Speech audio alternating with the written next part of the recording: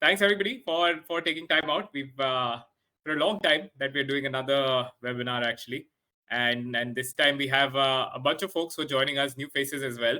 So looking forward to the session. If you guys have any questions, as always, please post them here. We'll also be recording this and sharing it with our vested customers across all channels afterwards as well, so you can view it later too. Cool. So today's agenda mainly is actually to hear from four of our professional Vest creators who have come on board the Vested platform over the last few months. So as you might already be knowing, what we're trying to do is make it easier for our customers, primarily based in India, to be able to invest in the US markets, right? And so we have two types of customers: one who do their research, come onto the platform to be able to buy what they already want to, and then the second is a type of customer that knows they want to invest internationally but don't really know how to invest and what to invest in. And this is where our the idea for Vest sort of came about, which are pre-built portfolios that allow you to invest internationally in an easy manner. I invest kind of mixed between Vest and my own research as well. And so while we started with creating own vested vests, over time what we've realized is there is different strategies out there that we might not be able to give exposure to our customers to, and that's where then the idea to partner with advisors, professionals who've been doing this on a day in day out basis came about, and that's where we started our professional vests journey. You guys might have met Sonam earlier, but I think and I think Sumit also we've done a session with earlier, where this time we're introducing two more guests whose vests were launched I think recently. There is Mr. Dick Modi and there is Mr. Utpal Divan. So I can walk through a quick introduction to introduce our panelists, and then we'll take it from there. So just have some pointers here, and I'll also ask the panelists to add in as well if they have anything. So starting with Sonam, who is the founder and CEO of Right Research. So actually, interestingly, all four of our panelists have different strategies to invest in the US market. So this is going to be a very interesting session to hear kind of what their thoughts are. But starting with Sonam, whose portfolio is called the Right Tactical US Portfolio. And she has more than 10 years of professional experience. I think earlier in her previous sessions, she's mentioned she used to cover the US markets as well. So she's been with large institutions like HSBC, Edelweiss, Qplum, and globally is recognized for her contribution to the field of machine learning in finance and quantitative investing, right? And so, Sonam, great to have you here. I think just one quick thing to add there, one question for you is, how did you get interested in the US markets? Can you just share with our audience as well what got you interested? Definitely. So, US markets is the market to be, right? Because, it's the largest market in the world. You have so many interesting opportunities to invest in, so many different, innovative sectors and industry that you don't find in India. And, it is also the most advanced market. The instruments out there are much more advanced. The structuring is much more advanced. So, I've always been very interested. I actually, have worked in a European market with HSBC for, around 2.5 years. And then I actually moved to a US-based robo advisor. So I used to, create strategies for the US market day in and day out for a year before I started Right Research. So these strategies are quite dear to me, and I love seeing the potential out there and creating stuff for the US market. Awesome. Thank you, Sonam. Thanks a lot. Next up, we have Mr. Sumit Singh, who is the managing director of Sumit Capital, and his vest is called the Global Balanced Vest, which is a very interesting strategy as well. We'll talk about it later. But in terms of background, Sumit has more than 15 years of experience in the capital markets and has managed more than 50 crores of assets and has built a strong brand amongst his investor community.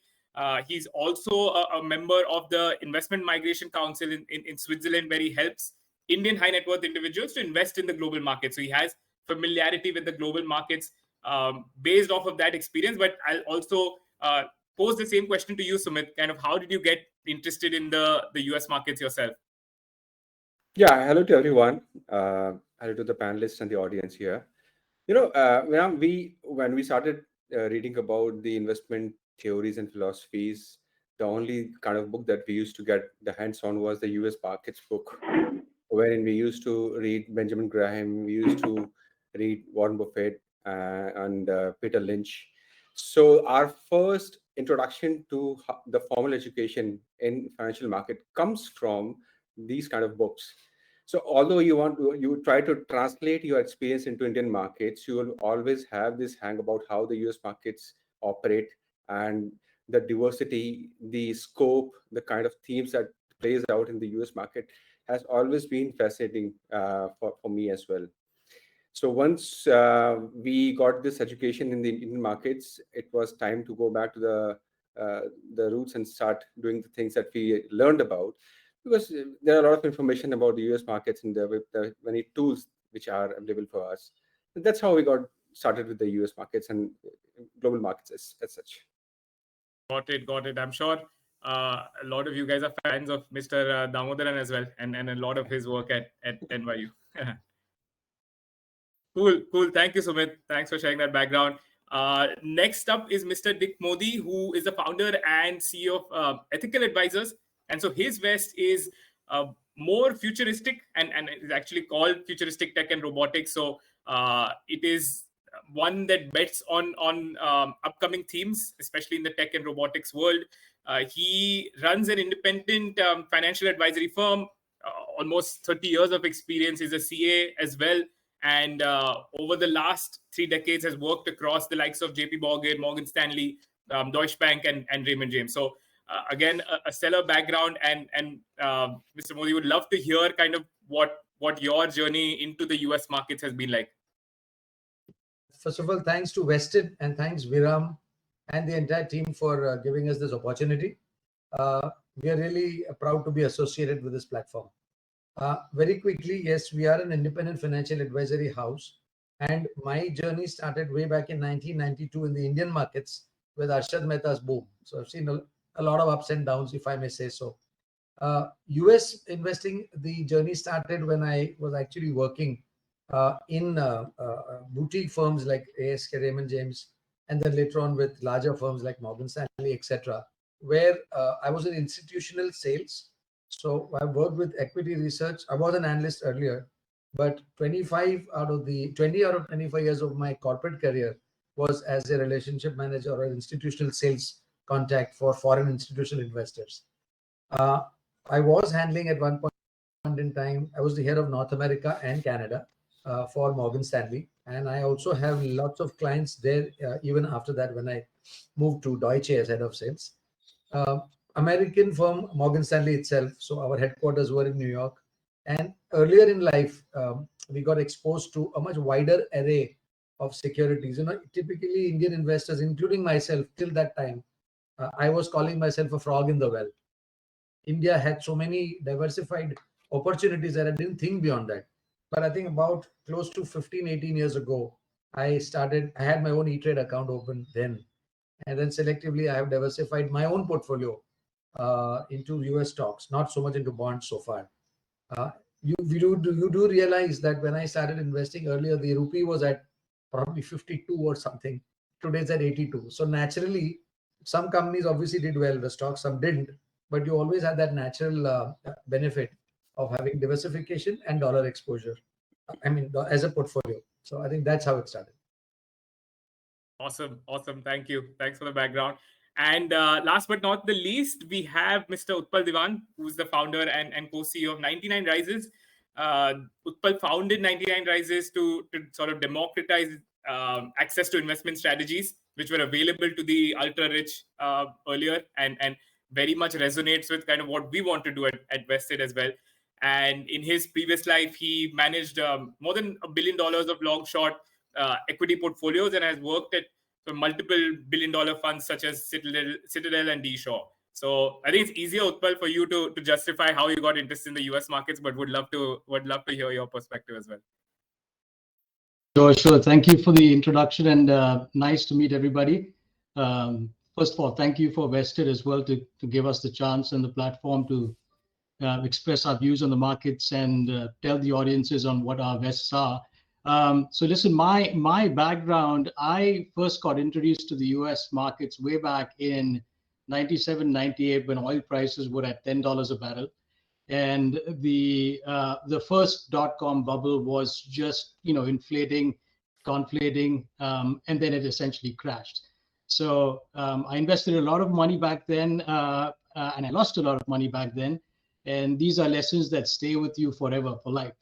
But after that, I've had plenty of experiences in the banking world. I was a banker at Lehman, where I saw the second bubble crash, for the great financial crisis of 2008. So you guys probably have realized by now that I have plenty of scar tissue, and plenty of experience in how to lose money, but that essentially hardens you as an investor, and experience cannot be replaced. So I think my foray into the hedge fund world was in 2008, when I started with Citadel. And like Viram said, I managed a large book over there. And I also had the opportunity to run my own hedge fund for almost 6 or 7 years after Citadel and Millennium and D.E. Shaw. So look, I think Sumit mentioned that value investing is something that is sort of taught to us when we're in school. I went to Columbia, I got my MBA there, and I'm a value investor at heart. And Benjamin Graham and Mr. Dodd's theories are all, deeply entrenched in my psyche when I look at the U.S. markets. I think we are in a very interesting time right now with the Fed increasing rates, and we'll probably talk more about that eventually. But there are plenty of opportunities to be had in the U.S. markets today. So I'm excited to talk more about that. And with that, I yield the floor back to you, Viram. Thank you so much. Thank you. Thanks a lot. And great to hear kind of everybody's stories. Everybody's kind of come from different perspectives and ended up investing or being participating in the US markets, right? So thanks for sharing those. I think what Utpal mentioned is kind of a good segue into the next section. So what we'll do is we spend some time on just generally macro in terms of what's happening in the US markets currently. What are you guys' perspectives? And then a little bit into each of the vests that you've created and what's the thinking behind it, so that our users, investors get a perspective, a flavor of kind of what's behind the vest that they're seeing on the platform, and helps them make investment decisions better. So I think to get started with kind of just overall today, we're in an environment where inflation is high. The Fed has been increasing interest rates consistently. What are your outlooks on the US market in the medium term, right? What are you thinking? I think we can start with you, Utpal. What are your thoughts, macro on the US markets going forward? Yeah, so I think it'll help to just give everybody a historical perspective on how we got here. So over the last 10 years or so, we were in a zero interest rate policy environment, of the ZIRP policy, which meant that every single asset went up, because when the denominator is a zero, your discount rate's a zero, and every asset price goes up. And it was a massive party. You couldn't just pick any random asset in the world, put $1, and that doubled and tripled over the last 10 years. But inflation, as you said, is a massive problem. And, during the COVID times, about $12 trillion plus worth of liquidity was injected in the US markets. Now, obviously, that was for a cause, and that was essentially to beat COVID-19, and we did that.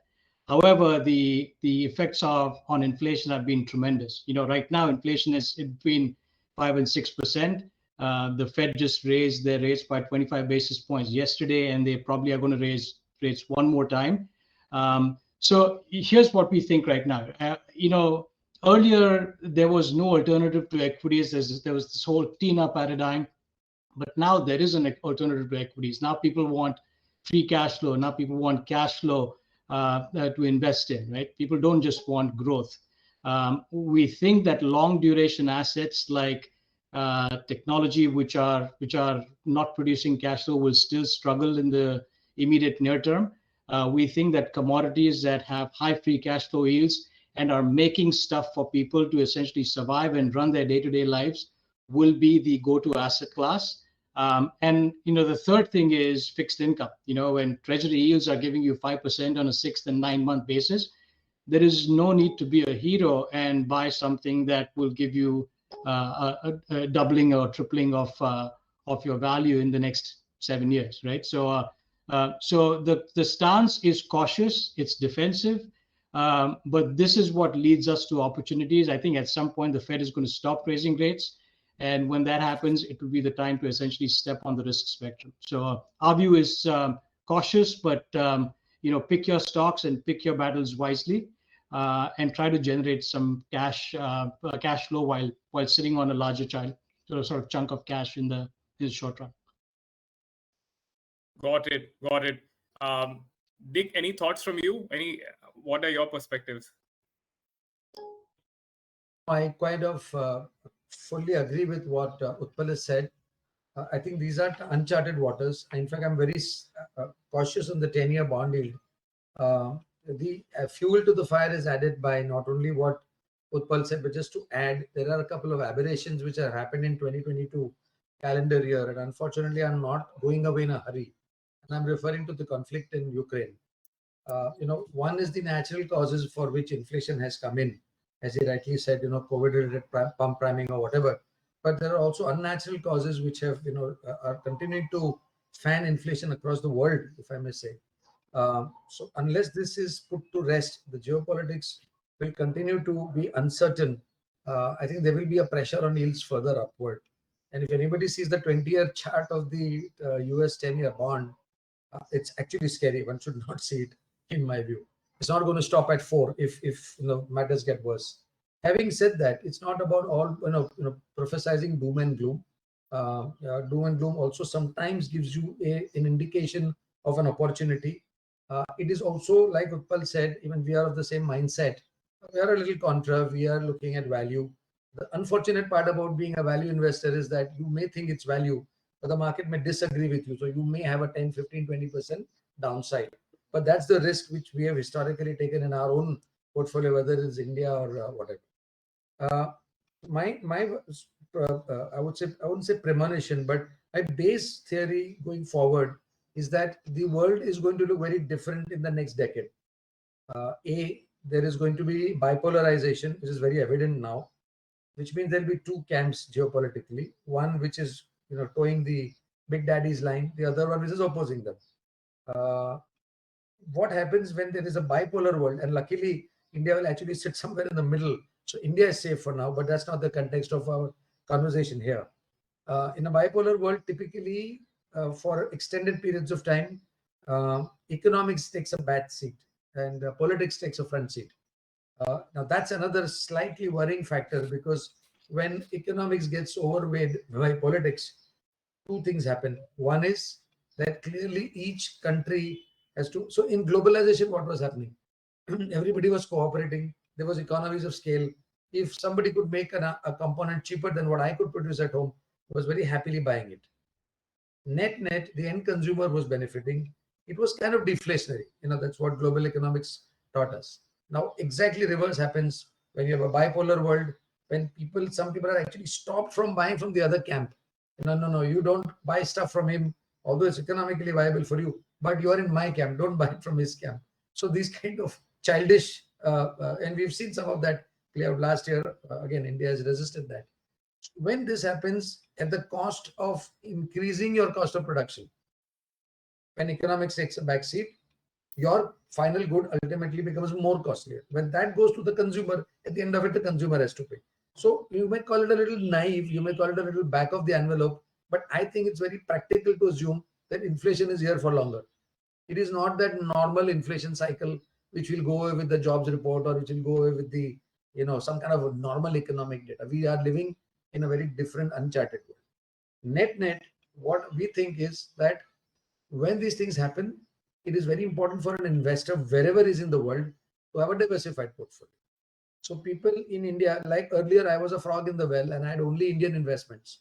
It is very important that you start diversifying and choose your bright spots as an asset allocation as to how much money you would like to tuck in select emerging markets, maybe including China. People will disagree. Definitely US markets, for sure as your reserve currency of the world, so you can't beat the dollar. And also, as Utpal rightly said, in select bond funds or long dated securities or whatever you may, in the US or wherever, including India, wherever. So, A, geographical diversification, B, also asset class diversification, very important. Likewise, people sitting outside India, it's the other way around. So, you cannot keep all your eggs in one basket. You might as well, diversify. My view is that going forward in the next 10 years, there will be a complete balance shift in power, that Europe will continue to lose its relevance overall, irrespective of where they were in the last decade or last 50 years. They also have serious issues of geopolitics again playing out because of immigration or because of small scale and size, because of lack of growth, demographics, aging population. So again, there'll be three bright spots left in a broad brush. One will be US, second will be China, third will be India and other emerging markets. So I mean that's my take. Sorry, you also said about, I just want 30 seconds on why the West we have chosen. We all know that technology stocks and interest rates are not exactly, they're actually brothers from another mother. They don't talk to each other well. But that's exactly what we thought was the opportunity. And if you do an analysis of the simple analysis of how the markets did last year, US did badly, of course. It was down around 9-10%, the headline index.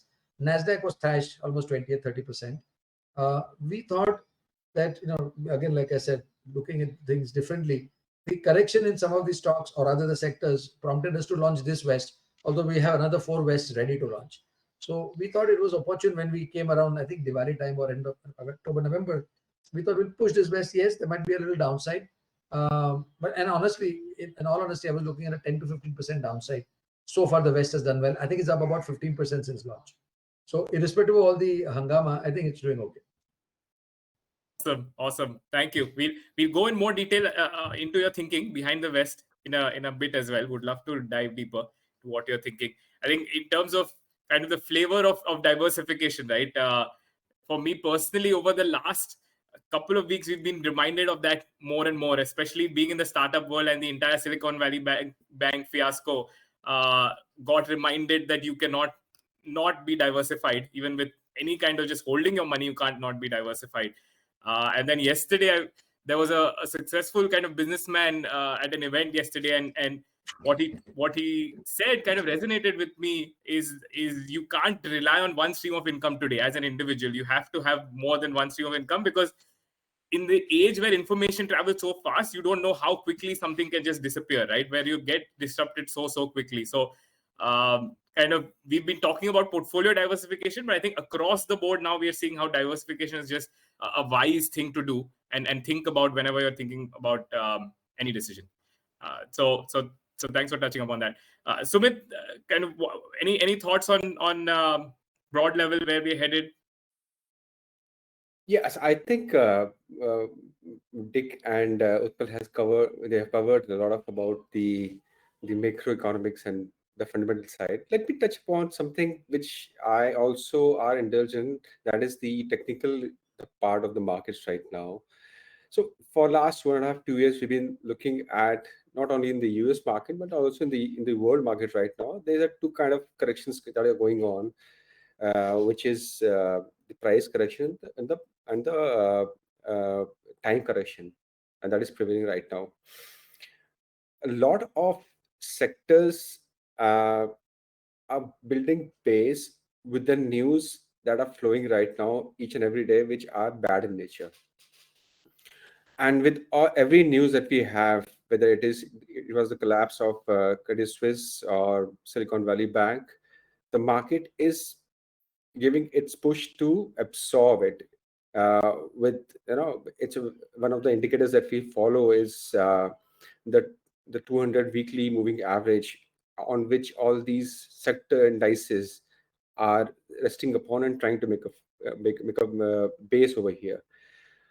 So my outlook for going forward, probably we can have some pain areas in the next 3 months or 4 months, but I think for a long-term perspective, this could be the best time to start building portfolio into equity markets or in most of the asset class that we have right now.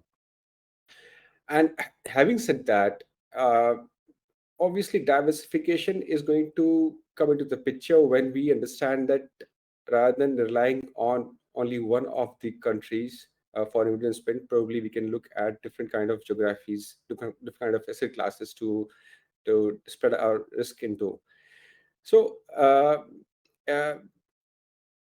for me, these translation that happens when the market bottoms out and trying to absorb all the bad news to kickstart and start their own next level of rally.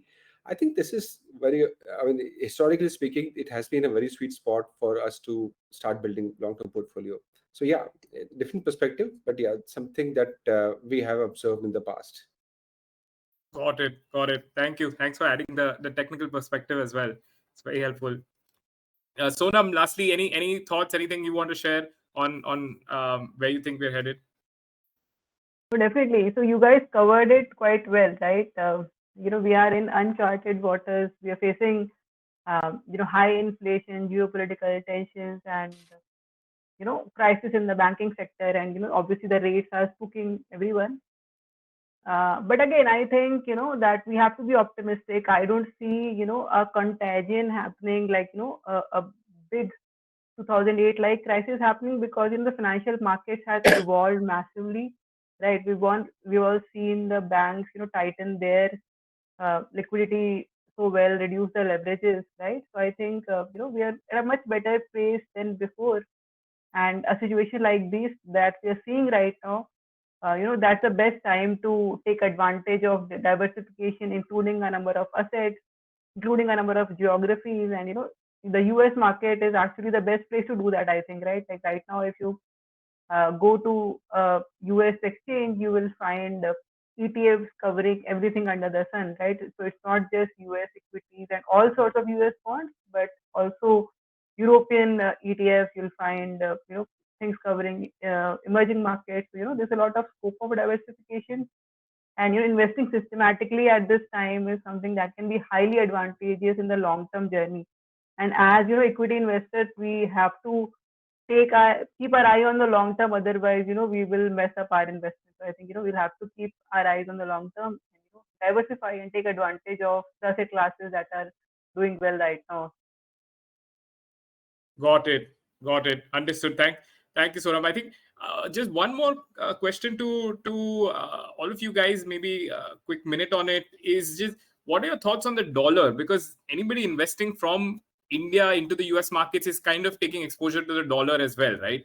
And it Right. may or may not be a good thing for me personally, or for our customers rather. Also, we've been investing from 2019. It's definitely been an added return, right? It used to be where around 70 when we started. Now it's 80, 81, 82. So that return, of course, helps. But just generally, thoughts on the dollar, and if you have any specific perspective on USD versus INR, that would help as well. So whoever kind of wants to take this first can take it.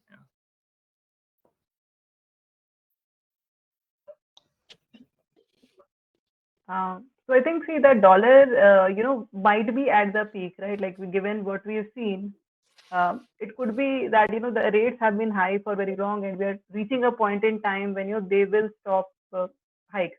Over maybe one or two hikes might come. So there is a perception in the market that US dollar might be at a peak, and we are seeing dollars at low levels. So that is a point of concern. But as long as the rates remain high, right, as long as the rates are not being cut, getting exposure of your investors in dollar denominated terms does not hurt you, right? It will always be beneficial to you. So that's what I would sort of say on the dollar.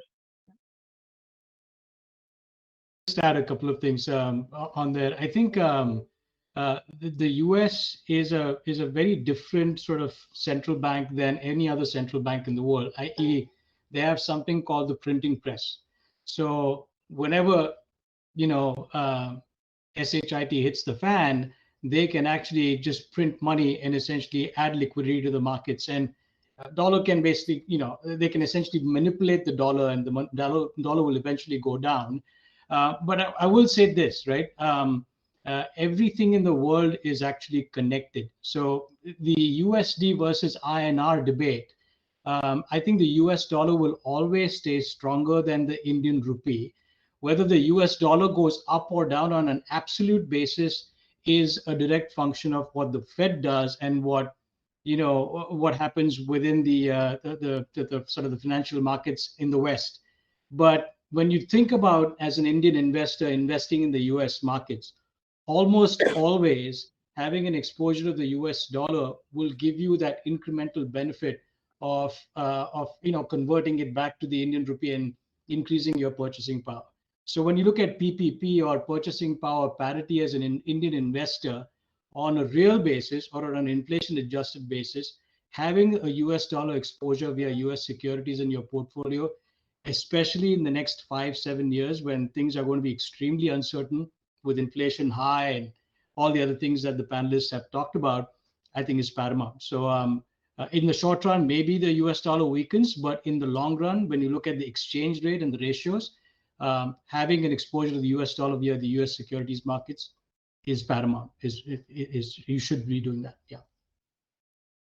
Just one liner from me. Absolutely, again, agree with Utpal. I think there is a near-term risk if somebody comes in at this level and enters so it's the other way around. If somebody buys US securities at this level of the dollar rupee rate, maybe there is a slight issue. When things normalize, let's say the Ukraine war ends, all the geopolitics ends, uncertainty ends, things normalize, oil prices cool off. There might be a case for maybe a short-term loss because the dollar is actually weakened. But if you look at the long-term history again of the rupee-dollar relationship, on an average between 2 to 2.5% depreciation of the rupee versus a dollar is typically baked into all foreign investors' forecasts when they buy stocks. So I remember when one was broking into maybe the kind of investors at Millennium or whatever that Utpal was, we used to always mention, this is a long-term equity earnings potential of India. But on the net side, just remove 2 to 3% depending on which side, whether you're too bullish or bearish.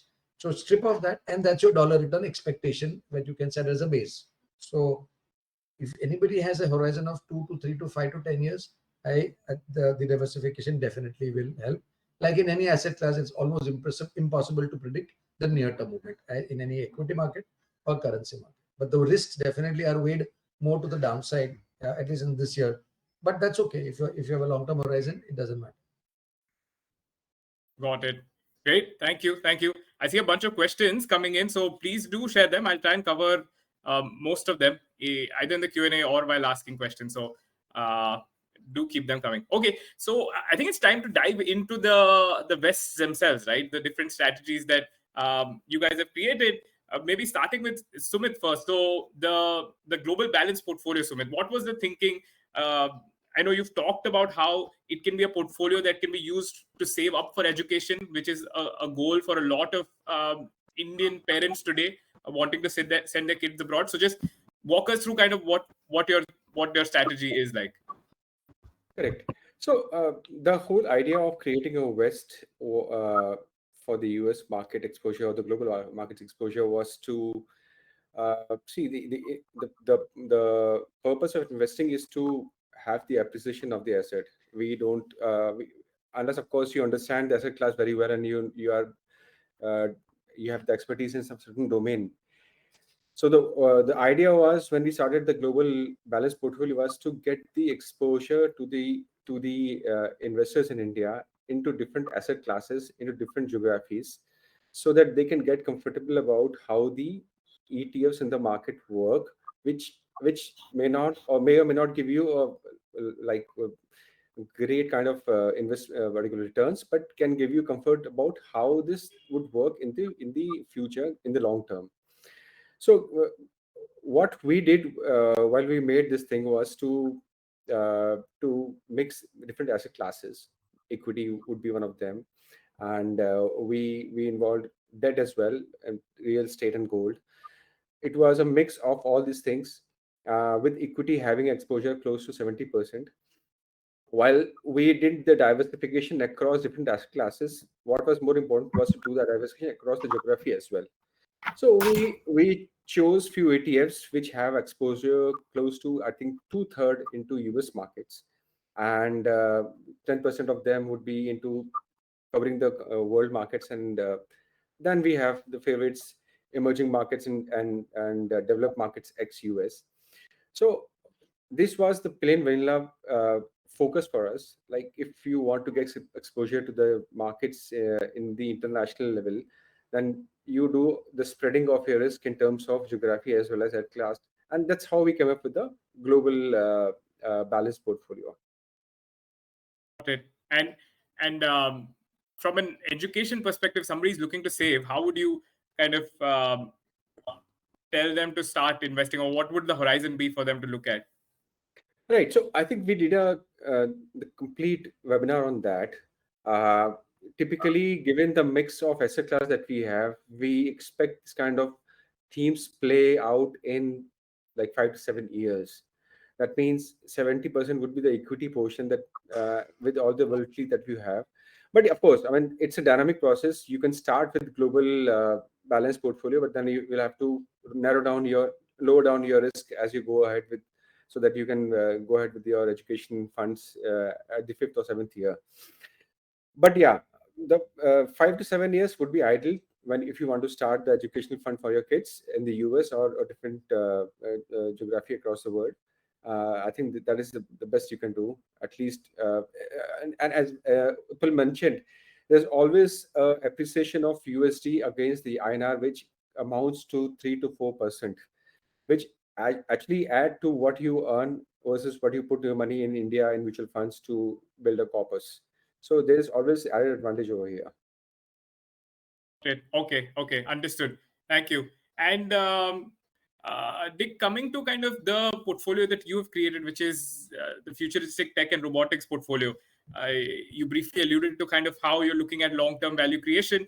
Can you give us a little bit of insight on that, and what are the different components of the portfolio? Sure. So, I mean, obviously, when we were starting to create vests in the US, after we got in touch with you guys, they were the standard plain vanilla stuff which we were doing. Until I saw my neighbor's 10-year-old talk about stuff like Robocop and stuff which was not, it was quite alien to me. I tried to understand a couple of those movies, it went bouncer. But I realized that this is something which probably appeals to the younger generation, and this is what the future is. So that was my first, my third eye of Shiva opening. That you don't have to just stick to refineries and banks. There is a lot more beyond that. And old fogies like me who started in the 90s need to really learn.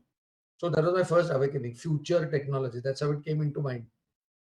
It was no way connected with my West creation at that point in time. Then came my revelation of all the Marvel movies again. So that added to my conviction that something different is happening.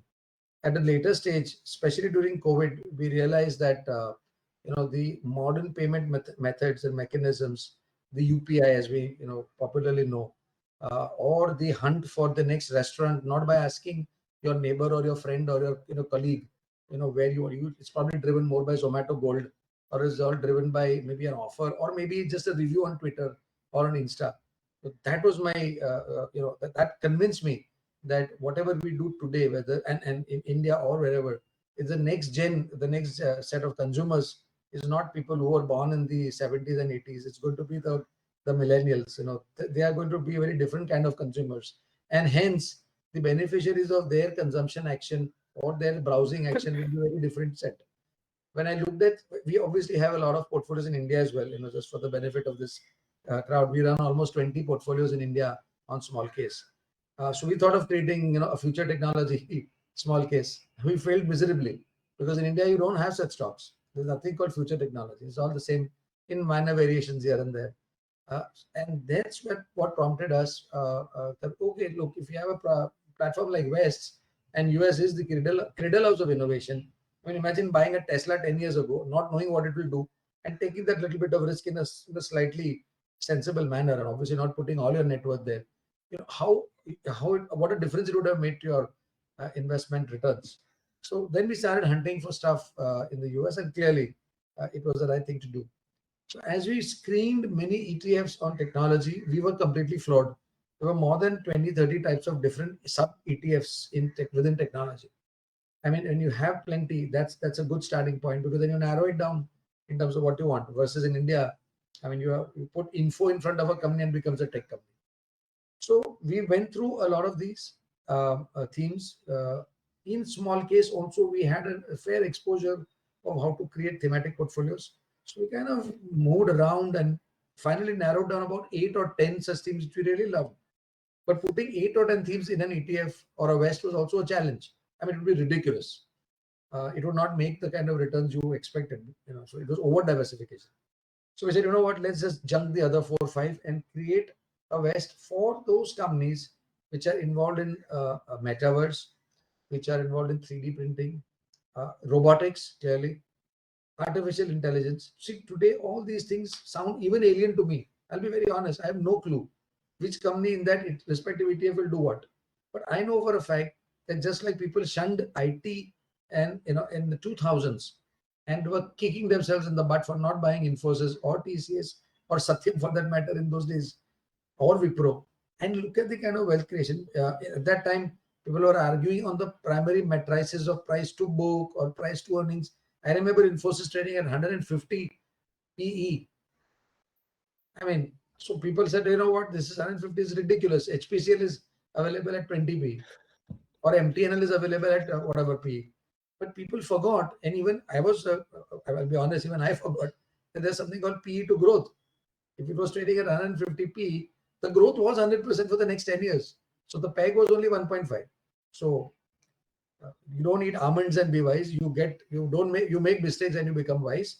So we thought, let's just launch this portfolio. Let's have a basket of future technologies, something which offsets each other, maybe in a sense.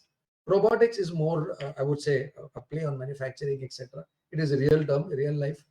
Those who supply technology to the likes of cryptocurrency, etc., in the short term may benefit. So okay, let that also be a small part of it.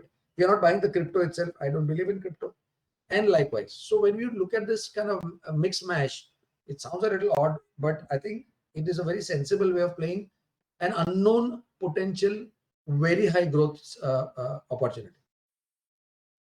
Got it. I think there was a question from Priyam on sectors to invest in. And I think they kind of explained quite a few sectors that you could look at to invest in the long term. And sort of moving on to you, yours is a more kind of disciplined tactical allocation, more frequently rebalanced portfolio. What was the thinking behind the right tactical portfolio? Definitely. So our portfolio is a global tactical asset allocation portfolio, right? What that means is that, and it's all quant driven, right? It's all data driven. We don't take a manual call over here. So what we're trying to do is that given any sort of risk scenario in the market, right, we are creating a diversified portfolio of US based ETFs, that can give you the best sort of exposure for that market, right? And we are targeting a specified level of risk. So let's say, the market is highly volatile. So I'm targeting a much smaller risk. If the market gets better, if there is a lot of, if we enter a bullish phase, at that point we start targeting a higher risk, right? And what that gives us is that, in a bad market, we end up diversifying our portfolio heavily. We end up allocating more towards, safer asset classes like bonds and, um, recently we've seen value and dividend yield ETFs also come into the play, right? Whereas previously we saw a lot of, these high performance, high growth ETFs to be a part of our portfolio, right? We had more stuff in the semiconductor space and stuff like that. Now we shifted tactically towards, what is suitable for the current market. So I think, that's what we are trying to do. If you are looking for a balanced and a diversified portfolio, then, US market gives you those tools to diversify your exposure, right? So whereas in India there is equities and you can break it down into, mid cap, small cap, large caps, into few sectors. But through the global market, you do have a window to a lot of different geographies which are uncorrelated. You have window to different asset classes in all those geographies. You have different commodities, etc. So what we're trying to do is create a diversified basket across all these things and time it correctly. We don't rebalance very frequently. We rebalance it on a monthly basis, and we end up changing like a couple of ETFs every month. It's not like portfolio goes on a toss, it's still very low turnover if you look at it. And you have to have some turnover if you are doing diversification, if you're trying to be tactical in the market, right? So I think that's our approach, and it's a very interesting thing. I used to actually work on a global tactical asset allocation portfolio before I started right research. So I sort of took that, and it's a very excellent way for people to diversify their exposure towards what's happening across the world, right? That's awesome that you are able to now create it, and people are also able to invest in it through from India. Yeah. Markets. Yep. Technology is very interesting. Cool. Thanks, Saurabh. Coming to you, Utpal.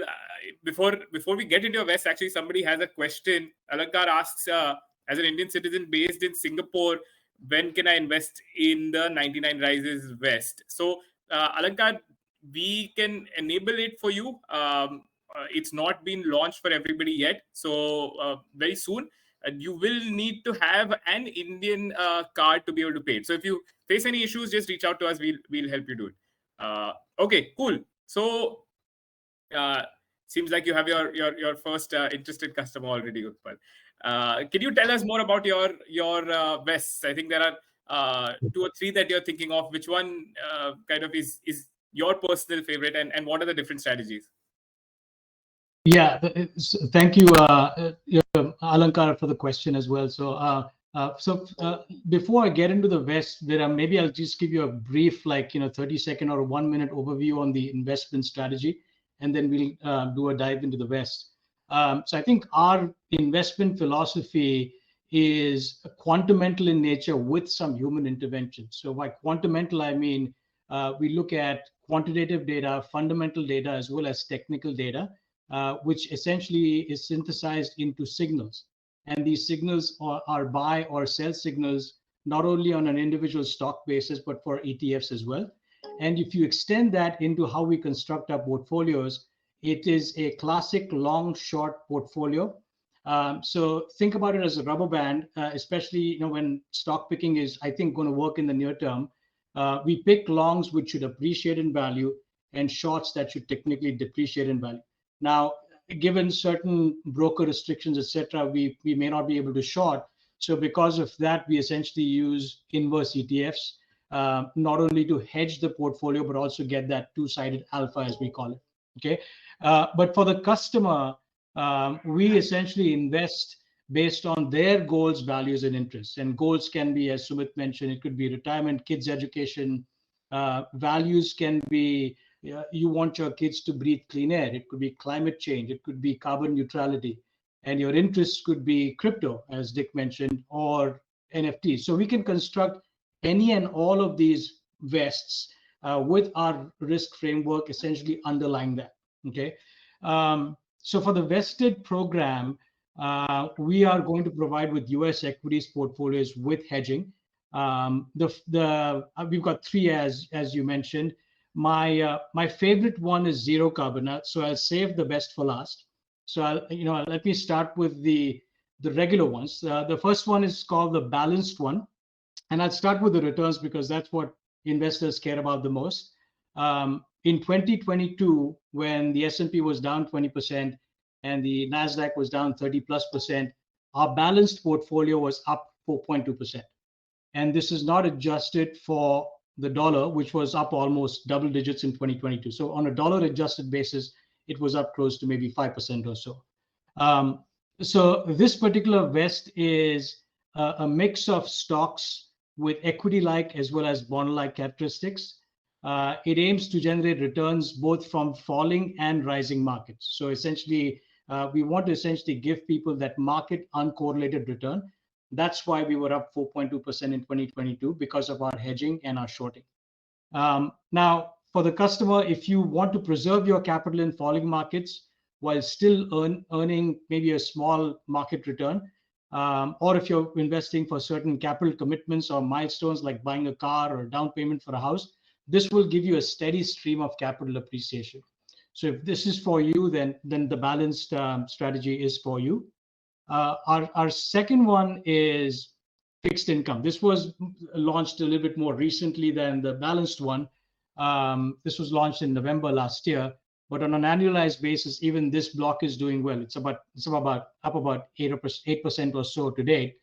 And this is essentially a portfolio of fixed income assets, both short-term bills, long-term treasuries, and essentially we hedge it with either some ETFs to essentially minimize our duration risk and our convexity risk.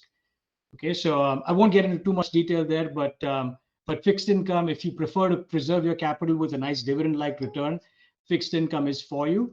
If your risk profile is maybe on the lower side of the spectrum, where you don't want volatility and you want to sleep peacefully at night, fixed income is for you. And that brings me to my favorite one, which is the zero carbon one. You know, I have two small kids, and I want them to grow up in a world where they've got clean air to breathe, clean water, and we don't have issues with, you know, the carbon issues that we have today, right? So this is based on renewable energy, climate change, reduction of carbon emissions, and an investment in technologies that essentially help you do that. So DAC, or direct air capture, CCUS, or, you know, carbon capture and sequestration. We got solar, we got EVs, and we got battery technologies, you know, including graphene and lithium battery technology. All these things are a part of this portfolio with the risk management framework that I mentioned to you. Now, think about this as, again, a long-short portfolio where we're long climate change and we are essentially short maybe fossil fuels, something like that. Think about how the world is going to evolve in the next 5 years or 7 years or 10 years. And this is the expression of that worldview in a small vest for you. This also has done pretty okay over the last year or so. Not as good as the last two. It's up about 1.5% in 2022. It's still in the green, so I think, you know, that's a positive. However, the duration for this particular vest is long term. So if you really care about this planet Earth, and if you really worry about the carbon emissions, and that's your purpose and that's your value system, then this is the best for you. So I'll end with just one comment. You know, 2022 was a year when there was multiple contraction, and that's where the markets corrected. In 2023, you're going to have margin compression because rates are high, and not every asset class is going to do well. So all the vests that myself and our panelists have talked about, they come with an inherent risk management philosophy and framework. So I think these will be important for the customers to think about, because stock picking will win. And I think having diversified strategies like the ones offered at, you know, by Vested on their platforms will eventually generate more alpha and preserve your capital. So that's it. Thank you. Thank you, Utpal. And no, very excited for all of these vests. I think they will allow our customers to become more educated, more informed investors in the US markets. And for me, also the personal favorite out of the three you mentioned would be the zero carbon. I'm a big believer in renewable energy, so quite excited for that one. Cool. I think we have a couple of more minutes, and there were a few questions related to Vested, which I can just quickly tackle. There is one on the government of India imposing a 20% TCS on LRS transactions. So broader context for everybody. There has been a proposal in the budget wherein the government has said that any remittances that would be going out under the liberalized remittance scheme would be eligible for a tax collection, advanced tax collection of 20% when making the remittance. So I think that's the provision that Aditya is talking about. So we actually will see, Aditya. So we have made our case to the respective folks, and now the actual finance bill should come in tomorrow or early next week, and so we will know exactly what is the actual law that will be passed, and post that, of course, we will share our thoughts and kind of how, as an investor, you can navigate through this kind of a regulation. So the current law also has a TCS, but it's beyond 7 lakhs, and like you mentioned, and it's 5%, right? So there might be some changes to that, but let us wait and watch until this actually comes in, and then we can take a call. Cool. And I think I saw one more question on somebody going to Germany for studies this year. So you can still continue using Vested from anywhere in the world. your taxation will depend on where you're resident. So if you become an NRI, then you would not essentially need to pay taxes as per India regulations. Just let us know of your updated status. I think it's 180 days outside the country, post which you become an NRI, right? So let us know once you change that. And so our tax reports will also accordingly change, because if you're an Indian resident, we give you your tax reports as per Indian tax laws, right? So that's the major difference. Otherwise, you can keep using vested however you want. We have customers from all over the world. Cool. And I think one more question on dividend stocks. Utpal, maybe you talked about it, so I'll put this to you, which is like, what are your opinions on dividend stocks like AT&T, Verizon, Alta Gas? Is what the question is. Any thoughts? I think in this environment, dividend stocks should be a core allocation in anybody's portfolio, because I do think cash is king and cash flow is king. And these are companies that are not going to go under. They are steady eddies. Their growth rates are not exorbitant.